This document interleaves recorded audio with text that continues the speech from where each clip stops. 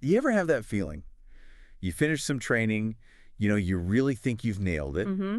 Maybe you even aced the test, but then boom, you're face to face with a real situation all messy and complicated, Yeah. and suddenly, poof, it's like the skills just vanish. You freeze up.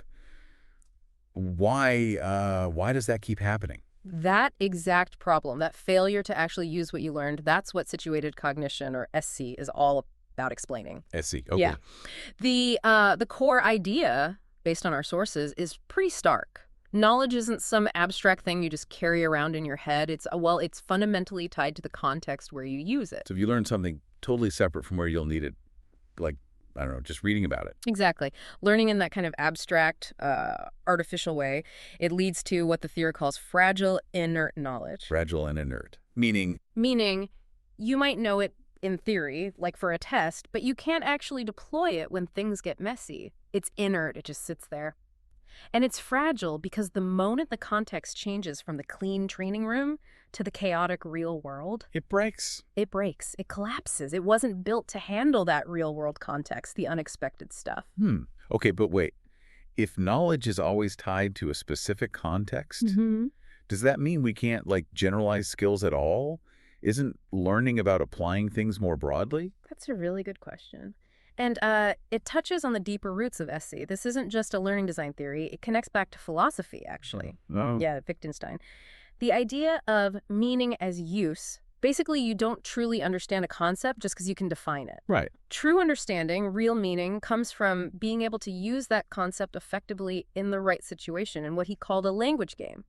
It's about playing the game, not just knowing the rules abstractly. Okay, I see. So it's less about memorizing the dictionary and more about actually speaking the language in a real conversation. Precisely. And that realization has huge implications for how we should, teach and learn. Which logically leads where? How do we design learning if context is everything? It leads directly to the need for authentic simulation. That's the solution presented. If context is key, then the learning environment needs to provide that rich, messy, authentic context. So not just talking about the situation, but actually being in a version of it. Yes. The tasks have to be designed as authentic simulations, complete realistic representations.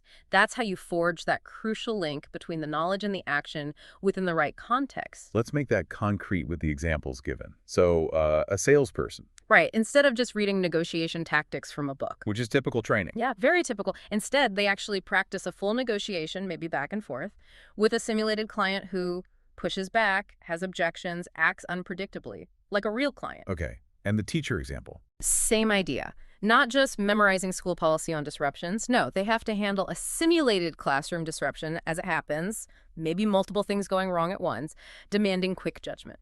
Got it. So you're practicing the actual performance in a context that feels real. Exactly. And doing that rigorous practice in a simulated context, it builds something specific in the brain. The theory suggests it builds conditional policies. Conditional policies, like if-then rules. Sort of, yeah. Actionable if-then connections.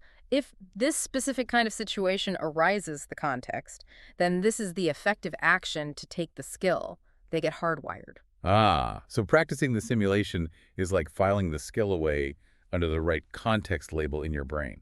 That's a good way to put it. So when the real challenge, the real messy situation pops up, You don't freeze, the if condition is met, and the then action is ready to go because you've practiced that specific link. precisely. It's deployment ready. It's resilient because it was built in context for context. That's the mechanism for transfer. That makes so much sense. It bridges that gap we started with, the gap between knowing about something and actually being able to do it under pressure. It does. So the ultimate goal here, with situated cognition guiding the learning design, is to ensure the skills you develop aren't just theoretical. They're practical. They're usable. Ready for the real world from day one. Ready for the real challenges you actually face, moving beyond that fragile, inert knowledge. So for you listening, the shift is really fundamental. It's moving away from just collecting facts. Towards building competence that works when it matters, the knowledge isn't stuck in the classroom, it's instantly applicable out there.